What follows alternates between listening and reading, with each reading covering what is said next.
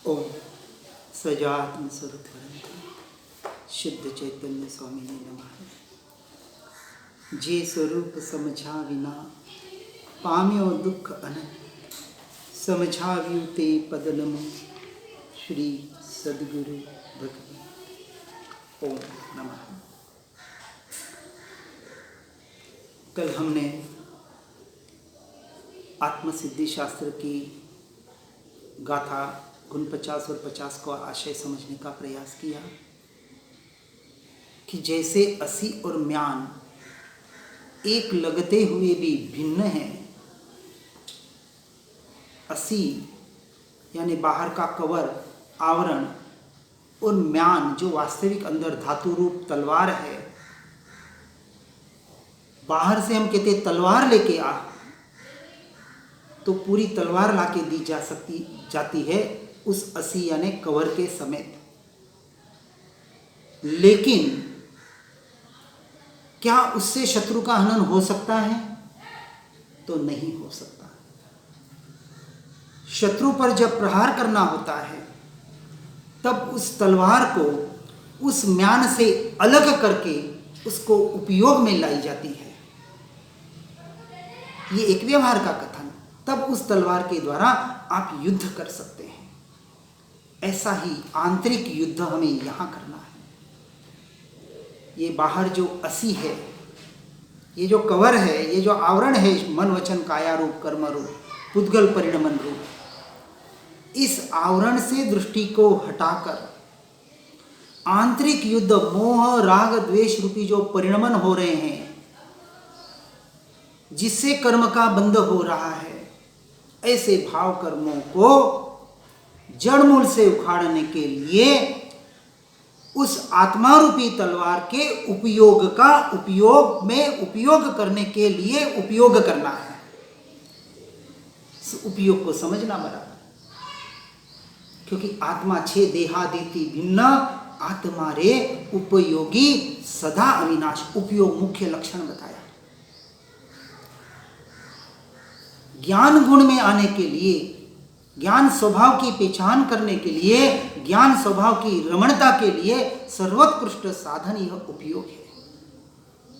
ये जो उपयोग, ये जो पर रूप परिणमित हो रहा है, ऐसी जो भ्रांति है हो नहीं रहा है, उसी उपयोग का उपयोग करके ये जो आत्मा का उपयोग लक्षण है, उस उपयोग में उस बाहर की पर्याय रूपी उपयोग की स्थिरता करनी है। उसका उपयोग को उपयोग में स्थिर करना कहा जाता है। ज्ञान को ज्ञान में स्थिर करना, इस अपेक्षा से भी आत्मा ज्ञान कहा जाता है और ज्ञान ही आत्मा कहा जाता है। ज्ञान की मुख्यता से सारा प्ररूपण किया जाता है और अनुभूति का आधार भी यह ज्ञान स्वभाव है। और इसलिए ज्ञान स्वभाव की पकड़ करने के लिए ज्ञान स्वभाव की जो पर्याय हैं, जो निरंतर जानने रूप परिणमित हो रही है, उस साधन का हमें उपयोग करना है। हर जीव जान रहा है, जानने का कार्य कर रहा है, चाहे वो माने या चाहे न माने, हर जीव जान रहा है। अज्ञानी भी तो जानने का ही कार्य कर रहा है, सिर्फ मान नहीं रहा है कि मैं ज्ञाता दृष्टा मात्र हूं।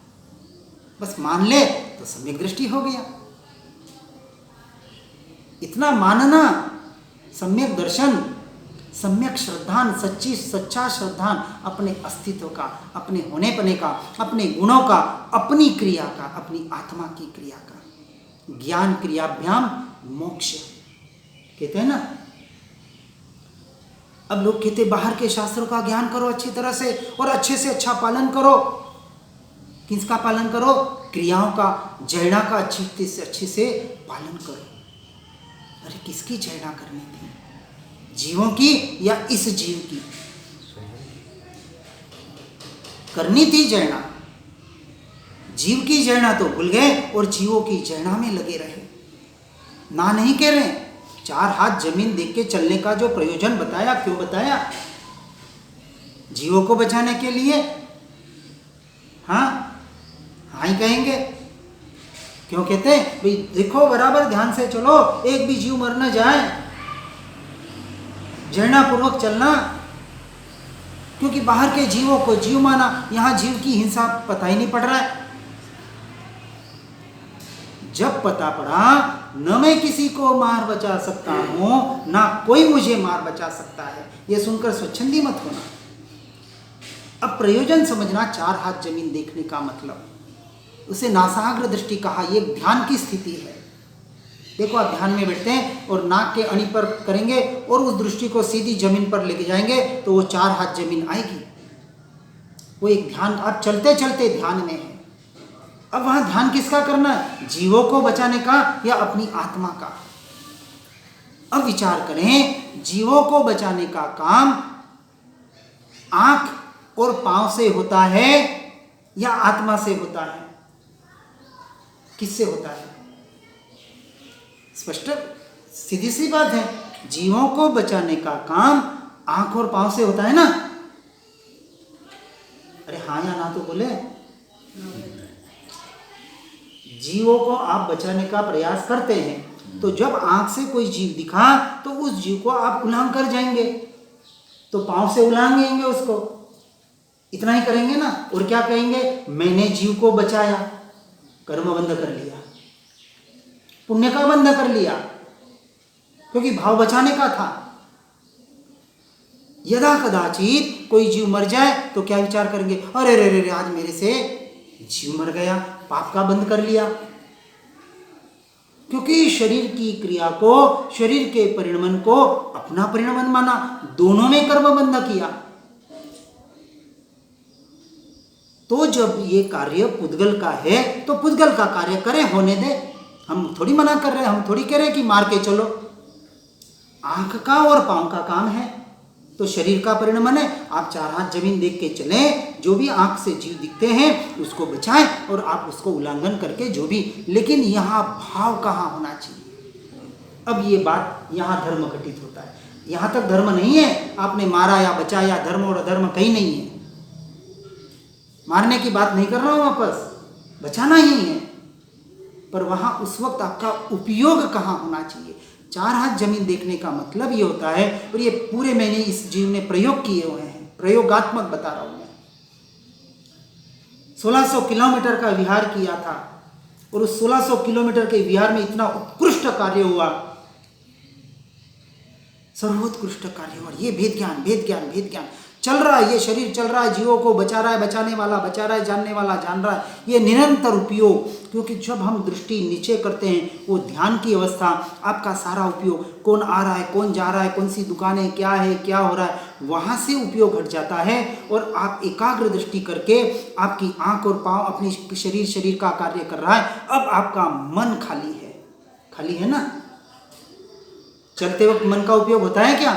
होता है, लेकिन किसी और की तरफ होता है। कोई और विकल्प चल रहे होते हैं, शुभ चल रहे होते हैं या कोई अशुभ विकल्प चल रहे होते हैं। हम कहते हैं उन्हीं विकल्पों का सहारा लेके, उसी भाव मन का सहारा लेके अब चलते चलते उन विकल्पों को अपने में लाने का प्रयास करो। ये हुई स्वद्रव्य के लक्ष्य की क्रिया। जीव को बचाने का भाव या न बचाने का भाव, मारने का भाव या न मारने का भाव, पाप पुण्य के बंध के परिणमन मात्र है। समझना उन भावों को। भावों की मुख्यता है आपके द्रव्य क्रिया की, आपने कितने जीव मारे। और यदि ऐसा पाप लग जाता तो भरत चक्रवर्ती 65,000 वर्ष वहां पंचेंद्रिय जीवों की हत्या करे, शायिक संकीर्ति। वो कर नहीं रहे, कर्मों का उदय है, शरीर का परिणमन हो रहा है, चक्रवर्ती पद, उनके चक्रवर्ती पद का उदय है, तो उस अनुसार क्रिया होगी, उस अनुसार बुद्धि होगी। लेकिन उस पर की क्रिया को अपनी क्रिया नहीं मान रहे हैं। अब कहेंगे शायिक संकीर्ति को तो जरिना का पालन कितना करना चाहिए। वापस समझना, किसी हत्या की, किसी जीवों की मारने का उपदेश नहीं दिया जा रहा। जरूर बचाएं, उसे धर्म न माने। धर्म तो एक ही, आत्मदृष्टि। अब जब ये उपयोग उस म्यान से अलग होता है, यानी जब इस परद्रव्य से जाते हुए उससे भिन्न यानी परद्रव्यों को, पर भावों की भिन्नता को प्रत्यक्ष वहाँ अनुभव में लाकर उस उपयोग को अपने उपयोग में लाने का प्रयास होता है, तब कहा गया कि उस तलवार का उपयोग हुआ। और ऐसी तलवार ही युद्ध में काम आती है। म्यान सहित की तलवार युद्ध में काम कभी नहीं आएगी। दोनों का भेद, दोनों को अलग करना ही पड़ेगा। वहाँ यहाँ करना कुछ नहीं है, जो अलग है अलग सिर्फ मानना है। कितना सरल काम है, सिर्फ मानना है मैं अलग ही हूँ, क्योंकि मैं आत्मा हूँ और ये जड़ पुद्गल के परिणमन मेरे नहीं है, तो इनकी क्रिया मेरी कैसे हो सकती है। सीधी सी बात है। और इस मन वचन काया के परिणमन को हमने अपना मान रहे हैं। अरे अरे अरे मुझे तो ये करना पड़ेगा, अरे अरे जीव दया तो करनी ही चाहिए। हम क्या मना कर रहे हैं, इस जीव की दया कर लो। इसलिए आगे के अब दो दोहे हम लेंगे, एक ही लेंगे अभी। दोहा नंबर 51। जे द्रष्टा छे द्रष्टिनो, जे जाने छे रूप, अबाध्य अनुभव जे रहे, ते छे जीव स्वरूप। अर्थात वह आत्मा दृष्टि अर्थात आंख से कैसे दिखाई दे सकता है, क्योंकि वह तो उल्टा उसको देखने वाला है। अर्थात आंख को देखने वाला और जानने वाला जो है वो आत्मा ही है। और जो स्थूल सूक्ष्म आदि रूप को जानता है और सबको बाधित करता हुआ, जो किसी से भी बाधित नहीं हो सकता, ऐसा जो शेष अनुभव रहता है, वह अनुभव ही जीव का स्वरूप है, वह अनुभव ही मेरा स्वरूप है। बस ये एक गाथा अच्छी तरह से समझ में आ जाए ना, तो भेद ज्ञान का पूरा अभ्यास आपको समझ में आ जाए। जे दृष्टा छे दृष्टि। अब इसको व्यवहार और निश्चय से दोनों से घटित करना है। दृष्टा और दृष्टि दो भेद बताया। अब ये जो बात बताई, ये दर्शन, सम्यक दर्शन की बात बताई। क्या बताया? सम्यक दर्शन की महत्ता बताई। जे जाने छे रूप, ये जानने वाला, यह ज्ञान स्वभाव, तो सम्यक ज्ञान की महिमा बताई। और अबाध्य अनुभव, ये सम्यक चारित्र। दर्शन, सम्यक ज्ञान और सम्यक चारित्र सहित जो है वो जीव का स्वरूप है। अभी सम्यक दर्शन को पहले समझना है। जे दृष्टा छे दृष्टि। दृष्टा कौन? दृष्टा कौन? आत्मा। आत्मा यानी मैं दृष्टा हूं। किसका दृष्टा हूं? दृष्टि का दृष्टा हूं, जिसको हम अपेक्षा से ज्ञाता दृष्टा भाव कहते हैं, साक्षी भाव कहते हैं। अब कौन से दृष्टि का दृष्टा हूं? एक व्यवहार से कथन करेंगे, एक निश्चय के से कथन करेंगे। जब जीव विपरीत रूप, विभाव रूप, अज्ञान दशा रूप, मिथ्यात्व रूप परिणमित होता है, तब यही जीव पर द्रव्य और पर भावों का दृष्टा बनता है। जीव का ही परिणमन हो रहा है, एक विभाव दशा रूप और एक स्वभाव दशा रूप। जब यही जीव, ये दृष्टा, जब अपने दृष्टि को इस उपयोग के द्वारा, अपने ज्ञान स्वभाव के द्वारा, जब अपने द्रव्य पर दृष्टि करने का पुरुषार्थ करता है, तब वह दृष्टा, वह दृष्टि अपने दृष्टा का दृष्टा बन जाता है।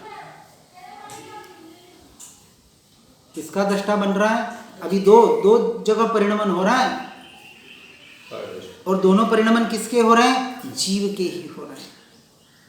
ये दृष्टि का विषय। अभी पर्याय दृष्टि है, और पर्याय दृष्टि से हटकर हमें द्रव्य दृष्टि करनी है। ये पुरुषार्थ हुआ, ये अभ्यास हुआ, ये रटन करने का प्रयास कर्तृत्व बुद्धिपूर्वक भेद विज्ञान के द्वारा हमें करना है। ये उपाय हुआ उसका। तो जो अनादिकाल से यह जो जीव का परिणमन, ये जो उपयोग पर रूप परिणमित हो रहा था, तो ऐसे जो परद्रव्य के दृष्टि की तरफ जो दृष्टा जा रहा था, वहां से, क्योंकि दृष्टा तो आत्मा है, परद्रव्य का भी, क्योंकि जो ज्ञान का स्वभाव बताया, स्वपर प्रकाशक, जे जाने छे रूप, जो जानने का स्वभाव है, ये जो ज्ञान का स्वभाव है, यह स्वपर प्रकाशक है। तो पर भी जानने में आ रहा है, और अनादिकाल से पर क्या, पर ही जानने में आ रहा है, क्योंकि स्वभाव की तरफ पुरुषार्थ किया ही नहीं आने का, स्वभाव को जानने का, स्वभाव की तरफ दृष्टि करने का जो पुरुषार्थ करना था, वह पर्याय में पुरुषार्थ कर ही नहीं पाया जी। अब ये सुनकर पढ़कर यह पुरुषार्थ हमें करना है, यही सुनने और पढ़ने का वास्तविक प्रयोजन है।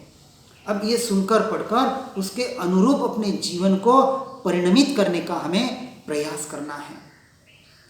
अब ये ज्ञाता दृष्टा भाव जो निरंतर जान रहा है, जिसके द्वारा जानना हो रहा है, इसका जिसका ज्ञान गुण है, उसकी अपेक्षा से उसे ज्ञाता कहा गया।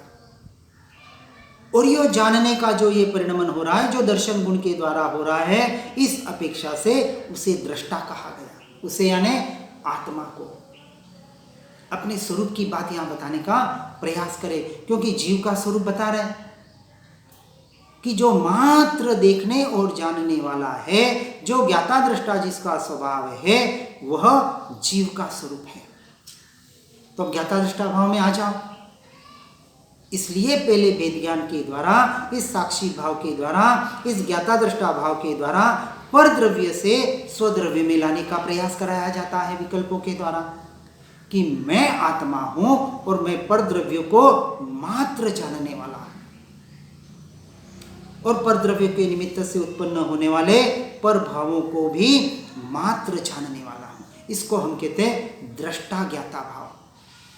क्यों कहते हैं? क्योंकि पहले दर्शन गुण काम में आया, क्योंकि पहले उसने देखा। किसको देखा? शरीर की, इंद्रियां की, मन की क्रिया को देखा। तो पहले देखने का काम हुआ, तो दर्शन का काम हुआ, तो दृष्टा बाहर का हुआ। फिर वो जीव यदि विचार करे कि ये परिणमन, ये जो 5 इंद्रियों और मन का परिणमन है, ये मेरा स्वभाव नहीं है, मैं उसको मात्र जानने वाला हूं। अब वो अपने में आया, ये उसने अपने ज्ञाता स्वभाव का यहाँ प्रयोग किया। अभी पूरा बुद्धि के लेवल से होता है। मैं जो इंद्रियों के परिणमन हो रहे हैं, उसको जानने वाला मात्र हूं। इसका चिंतन करो, रटन करो पहले प्रारंभिक अवस्था में, तो आप जानने वाले पहले बन जाएंगे। फिर दूसरी स्टेज में कहा गया कि हे जीव, तू पर का ज्ञाता दृष्टा नहीं है। जब उसने कहा कि नहीं, मैं तो ज्ञाता दृष्टा हूं, मैं आत्मा हूं, तो कहते बराबर है, तू आत्मा है, परंतु जब ये पर द्रव्य के परिणमन, ये पर भावों के परिणमन, ये जब जानने में आते हैं, उस वक्त तू अपने स्वभाव का ज्ञाता दृष्टा होता है, तू अपने ज्ञान स्वभाव को ही जान रहा होता है। और जब जीव कहता है ऐसा, अब वो अभ्यास किसका करेगा कि ये पर द्रव्य, ये पर भाव, ये मन के विकल्प, ये जब जानने में आते हैं, उस जानने के काल में मैं अपने ज्ञान स्वभाव को ही जान रहा हूँ, मैं अपने ज्ञान स्वभाव को ही जान रहा हूँ। तो उसका जो ज्ञान खंडित हो रहा था, वो अब अखंड और की ओर उस ज्ञान स्वभाव में आने का उसने पुरुषार्थ शुरू किया। अब 5 इंद्रियों का जो परिणमन हो रहा है, वो कुछ सुन रहा है तो विचार कर रहा है, ज्ञान जानने में आ रहा है, कुछ देख रहा है तो विचार कर रहा है, ज्ञान जानने में आ रहा है। तो 5 इंद्रियों के मन के परिणमन में वहां चिंतन क्या करेगा? मैं ज्ञान स्वभाव को ही जान रहा हूं। तो अब पहले ज्ञाता बना, यानी पर के परिणमन के काल में ही जब उसने विचार किया कि मैं ज्ञान स्वभाव को जान रहा हूं, तो सीधी अपने ज्ञान स्वभाव में आने का उसने पुरुषार्थ किया। तो पहले ज्ञाता बना। ये ज्ञान स्वभाव जो अनंत गुणों के साथ ऐसा अभेद और अखंड अपने असंख्य प्रदेशों में फैला हुआ, ऐसा एक ध्रुव तत्व, वही मैं। अब ये दृष्टि कहाँ गई? मैं पे गई, द्रव्य पे गई। तो अब दृष्टा किसका बना? अपने द्रव्य का दृष्टा बना। तो पहले ज्ञाता अपने ज्ञान स्वभाव का बना, वो ज्ञान गुण अनंत गुणों असंख्य प्रदेशों में आकर उसने निर्णय किया यही मैं, वो अखंड अभेद एक त्रिकाली ध्रुव द्रव्य, वो मैं अब ये दृष्टा बना, ये दृष्टि का विषय ये द्रव्य बना। ये हुआ सच्चा दृष्टा और ज्ञातापना, ज्ञाता दृष्टा भाव। अब यहां आ गया, अपने में आते ही जैसे ही उसने भाव भाषण के द्वारा अपने आप में स्थिरता कर ली, यही मैं, ये विकल्प भी मेरा स्वरूप नहीं है, तो विकल्पों से भी हट गया। अब विकल्पों से हट गया और अपने में स्थिर हो गया, सम्यक चारित्र हो गया, और इसी का नाम है अव्याबाद अनुभव, अबाध्य अनुभव। अब यहां किसी की बाधा नहीं है, अपने में आने के लिए कौन बाधा कर सकता है किसी की ताकत? तीनों लोक से मुझे कोई निकाल दे, परंतु मेरे चैतन्य लोक से मुझे कोई निकाल, किसी की ताकत नहीं है तीनों लोक में, किसी की नहीं है। तो अब मेरे से मुझे कौन जुदा कर सकता है? ऐसा दो अबाध्य अनुभव, निरंतर अनुभव का मतलब अपने अस्तित्व का, अपने होने बने का टंकोत्कीर्ण निर्णय स्वीकार का, बस मैं ही मैं हूँ, मैं ही मैं हूँ और कुछ भी नहीं। उस दशा तक वो पहुँचता है जी, और फिर उसमें स्थिर होता है। इस स्थिरता में यदि अंतर्मुहूर्त रह जाए तो केवल ज्ञान, बस इतना सा काम करना है। ये प्रैक्टिकल अभ्यास हुआ, और ये अभ्यास जब तक करने का पुरुषार्थ नहीं करेंगे, अब इसमें कौन सी क्रिया चाहिए आपको? सिर्फ मन का उपयोग करना है, और फिर बाहर के जो प्रयोग है कि ये परिचय सेन होना, उपसर्ग सेन होना कह रहा हूँ, करना नहीं, ये सहज घटित हो जाते हैं। और वो जीव ऐसी दशा में अपनी ध्यान को प्राप्त करके, काया का उत्सर्ग करके, आत्मलीनता के द्वारा उस केवल ज्ञान रूपी केवल ज्ञान को पाकर मोक्ष की यात्रा करता है। वहां अंतर्मुहूर्त में उन चार घातियों कर्मों का क्षय होता है, करता है, ये व्यवहार का कथन है। वहां उपयोग नहीं है कि मैं कौन से गुणस्थानक में हूं। अब 7वें से 13वें गुणस्थानक की पूरी दशा शास्त्रों में बताइए। अब आप 7वें गुणस्थानक में आत्मा में स्थिर होने जाएंगे तो विचार करने जाएंगे, मैं 7वें में हूँ, 8वें में हूँ, कि 11वें से गिर न जाऊं। ऐसा विचार करके बैठेंगे तो केवल ज्ञान कभी नहीं पा पाएंगे। ये तो ठीक है, शास्त्रों में जो उस दशा का वर्णन किया गया है, एक अपेक्षा से कथन उस दशा को समझाने का प्रयास किया गया है। छठे गुणस्थानक वाला ये थोड़ी विचार करके बैठता है कि मुझे 11वें से गिर जाऊंगा तो क्या होगा, वो तो गिरेगा ही गिरेगा, क्योंकि पहले ही भय लेके बैठा है। हम कहते हैं अरे बाहर जाऊंगा, कोरोना हो जाएगा, मर जाऊंगा तो क्या होगा। वो जाएगा कैसे जीव बाहर? घर से ही बाहर नहीं निकलेगा। और हमारे सामने, आंखों के सामने, जो कमरे से बाहर नहीं निकले, कोई भी आता था मास्क लगा के दूर बैठा देते, फिर भी कोरोना हो गया। अब क्या करें? हे कर्म का उदय है तो हो जाएगा, और लाखों जीव ऐसे घूम रहे। हम नहीं कह रहे, जहां सावधानी रखनी है वहां सावधानी रखनी है, जो व्यवहार है यथा योग्य करना है, लेकिन जो हमने इन मिथ्या मान्यताओं को, अज्ञानता को जो पोषण कर रहे हैं इन मान्यताओं से, वहां से हटना पड़ेगा। ऐसे अबाध्य अनुभव की जो बात बताई, वो जीव का स्वरूप है, वही आत्मा का अनुभव है, वही मेरा अनुभव है। ऐसे ज्ञाता दृष्टा भाव का ही प्रयोजन इस सूत्र के माध्यम से इसलिए कहा कि आत्मा, वह आत्मा दृष्टि अर्थात आंखों से दिखाई देने वाली दृष्टि की बात नहीं है, अंतर्दृष्टि की बात बताइए। जो दृष्टि का परिणमन मिथ्यात्व की वजह से पररूप यह दृष्टि पर में परिणमित हो रही है, उसी पररूप होते हुए परिणमन को अब अंतर्दृष्टि करके, क्योंकि क्या हो रहा है कि वह उल्टा उसको देखने वाला, अर्थात आंख को तो आत्मा ही है, किसको? आंख की जो प्रोसेस हो रही है उसको भी देखने जानने वाला कौन है?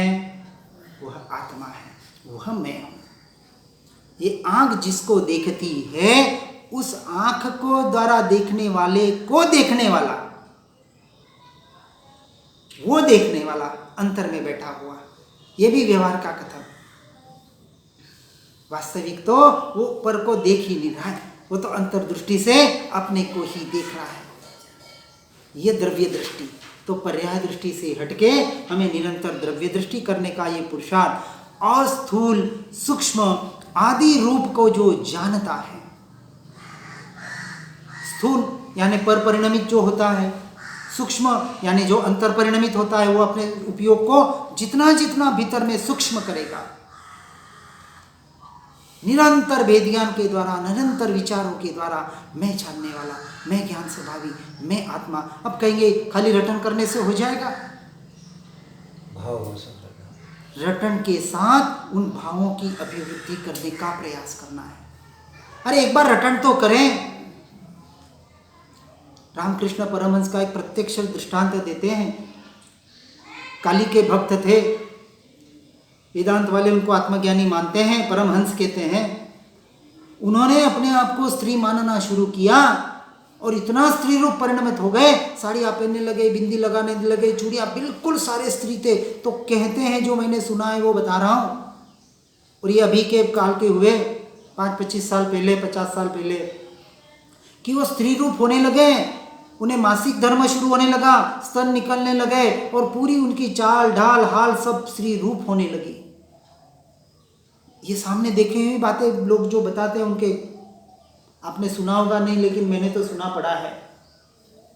तो जब ये बाहर के परिणमन जब पुद्गल पे इफेक्ट कर सकते हैं, तो ऐसी विचार की धारा, ये ज्ञान की धारा, ये ज्ञान की धारा का अनुभवन, ये भाव भाषण हमें हमारे रूप परिणमित क्यों नहीं कर सकता, जो हम हैं, जो वास्तविक हैं।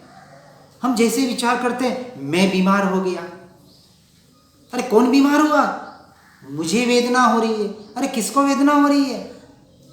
ये भेद ज्ञान करो, आप करें अभ्यास। इस जीव ने किया है भेद ज्ञान अभ्यास पूरा, एक एक बीमारी पर, एक एक वेदना के ऊपर। ये शरीर इसीलिए तो मिला, भेद ज्ञान करने के लिए मिला, शरीर को टिकाने के लिए शरीर नहीं मिला। इसलिए एलोपैथी का निषेध, इस बाहर का निषेध। ये एक सनत कुमार का उदाहरण था ना, रोग, पूरा रोग हो गया था शरीर पे, वो कहे अरे एक मैं थूक लगाऊं तो अभी रोग मिट जाए। क्यों महापुरुष ज्ञानी पुरुष अपने रोगों को मिटाने का विशेष उपाय नहीं करते? कर भी ले, कभी ऐसे कोई जबरदस्ती साधक कर ले तो जो योग्य यथा योग्य हो तो कर लेते हैं, नहीं तो प्राण छोड़ने को भी तैयार हो जाते हैं। ठीक है, वो चारित्र की अवस्था है। लेकिन कम से कम ये जो ज्ञाता दृष्टा भाव यहाँ बताने का प्रयास किया जा रहा है, इसलिए यहाँ बताया कि स्थूल सूक्ष्म आदि रूप को जो जानता है अपने उपयोग से, यहाँ पूरा उपयोग का उपयोग करना है, पूरा पुरुषार्थ उसी में घटित हो रहा है। ऐसे उपयोग को जो सबको बाधित करता हुआ और किसी से भी बाधित नहीं होता हुआ, ये कर्म भी उस आत्मा को बाधा नहीं ला सकते। फिर हम कहते हैं हमारे कर्म के उदय, यहाँ हम तो कहते कर्म विचारे क्या करें। ठीक है, कर्म के उदय रूप परिणमन होता है। अभी चारित्र की कमजोरी हो तो बाहर के परिणमन होते हैं, परंतु कम से कम उसे अपना न माने। अभी पूरा काम चौथे गुण स्थानक का करना है, जिसे हमने मैं और मेरापना स्थापित किया है। शरीर है, उसका परिणमन हो रहा है, कर्म है, कर्मों के उदय हो रहे हैं, चाहे पुण्य का हो चाहे पुण्य का हो तो अनुकूलता रूप हो रहे, और पाप का उदय हो तो प्रतिकूलता रूप हो रहे। उसे अपना न माने, मुझ में कुछ नहीं हो रहा है। ये वेदना हुई, ये किसी और में हो रही है। ये दर्द हो रहा है, किसी और में हो रहा है। ये बीमारी आई, किसी और की आई, मुझे नहीं आई।